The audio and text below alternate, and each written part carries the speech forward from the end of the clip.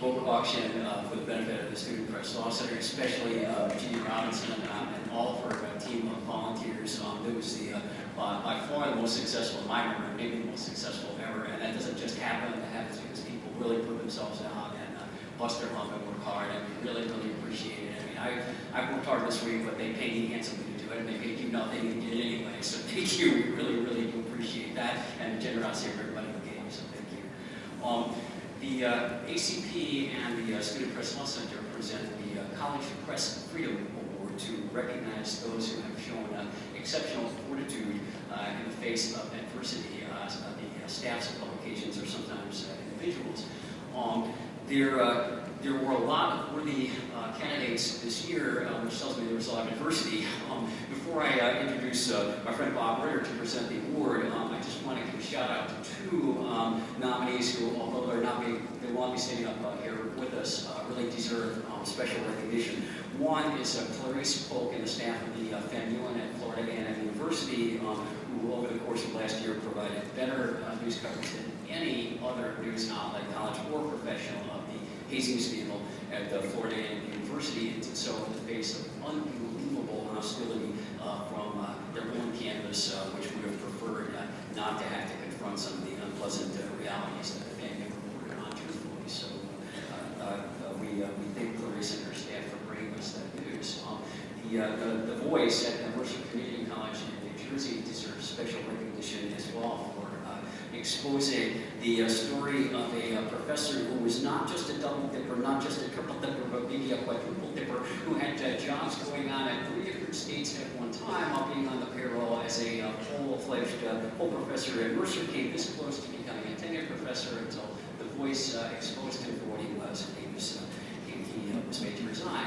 So we thank the Mercer Voice for doing that by public service, and we salute them for their fortitude. Now to announce the winner, I want to hand the mic over to my friend Bob Ritter. Bob is the Director of Student Media at Louisiana State University's Manship School, which last year became the presenting sponsor of the College Press Freedom Award, for which we are deeply grateful to him and to his dean, Jerry Sepos. Bob joined LSU after a very illustrious career as a professional journalist, including being editor-in-chief of the Denver Post, of the Post-Gazette in Reno, being publisher of the Olympian, Olympia, Washington, and heading up a Pulitzer Prize-winning news team as head of Connect News Service. So thank you for being with us, Bob.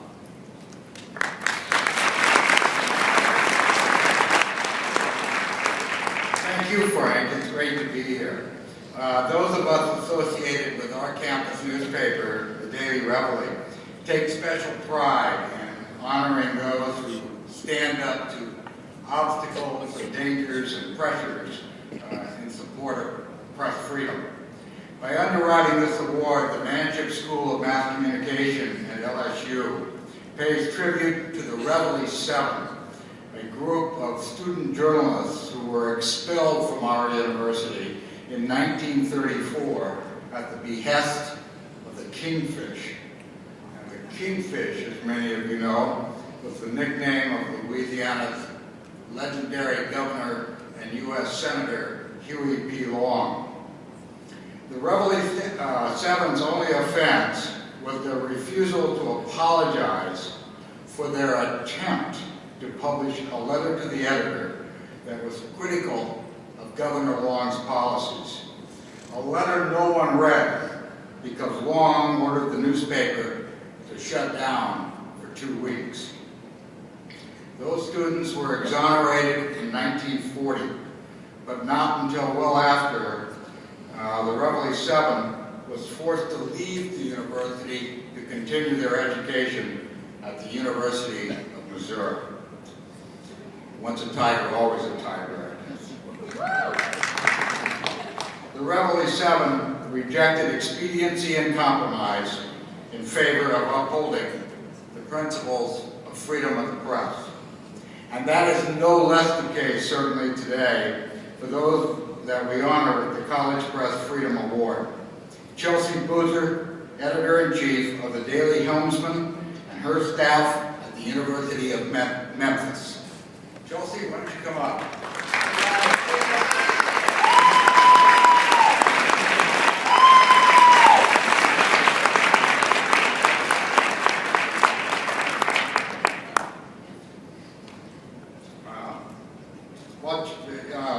try to summarize the efforts of this courageous journalist on behalf of college journalism.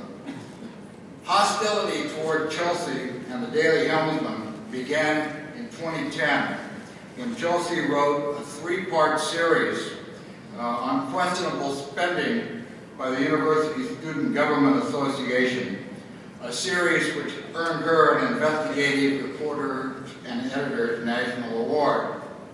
And subsequently, Chelsea was berated by the student body president at a very public student senate meeting and told by a university administrator that writing such stories would cause the university to have a negative impression of her. That was just the beginning. Last spring, with the help of Frank Lamonti and the Student Press Law Center, Chelsea took on the university's legal counsel for refusing to release a police report documenting a 2011 campus rape, even though federal law specifically says law enforcement records are not confidential. And shortly after that confrontation, Chelsea learned of a second campus rape and wrote a column in the Helmsman criticizing the campus police director for not notifying students with a text or email. The very day that column was published, university police filed 2 reports accusing Chelsea of criminal misconduct in connection with interviews she conducted with students living in a dormitory in a fraternity. Subsequent investigation by Chelsea and her staff found that the second alleged rapist was not a student at all, but had been posing as one for weeks. He was a registered sex offender living in a campus dorm located just a couple hundred feet from a child care facility. While charges against Chelsea were later deemed unfounded, a student activity fee committee last May cut funding for the Helmsman by 33% during a meeting where participants openly criticized the newspaper's coverage. Fortunately, a formal investigation found that the cuts were content motivated, and the university's president restored the budget. And here's the best part. The university had recognized that its current funding method for the Helmsman is rife with conflict. No longer will the student newspapers' leaders be forced to justify their budget to the very student government that the newspaper is charged with monitoring. The Helmsman's advisor, Candace Justice, boy do I love that name, who stood by Chelsea and her staff through thick and thin, nominated Chelsea and her staff for this honor. Please join me in congratulating this year's winners of the College Prestige Award.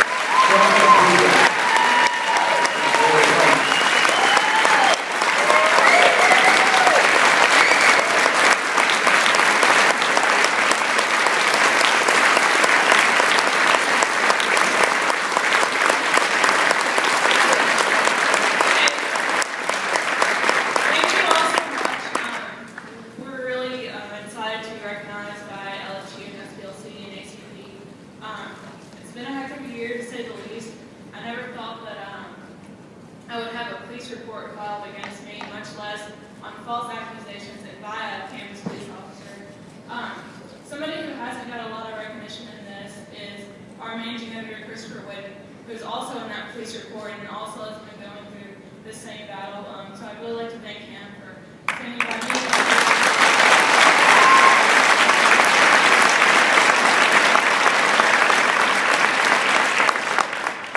And a huge thanks really has to go to the SPLC because this fight couldn't have been won as strongly as it was for us without them. We kept ringing on the phone for hours with legal questions and just going on about what was happening to us and what we could do about it. He even hired me a lawyer at one point when I thought I was going to get arrested for something I never did. And he's written letters to our university saying, this is wrong, you can't do this, we're watching you, don't do it again, which I love because it definitely rattled our head lawyer a little bit, and she's, no, I don't like her, so that's great. So yeah, I really want to thank them, and then lastly, I really want to thank our faculty and my faculty advisor, who has a lot of stress in her life right now anyways, and was there with me throughout all of this, even while a lot of it was going on while I was in Washington, D.C. this summer doing an internship. So she had to fill, the countless media calls and go on air and do all of that. So thanks to her, and thanks to her faculty who has stood up and spoken out for us with all of this, even though a lot of them weren't tenured. And at the beginning, it was a little rocky. We didn't have everybody behind us yet. They still stood up for us. So thanks again.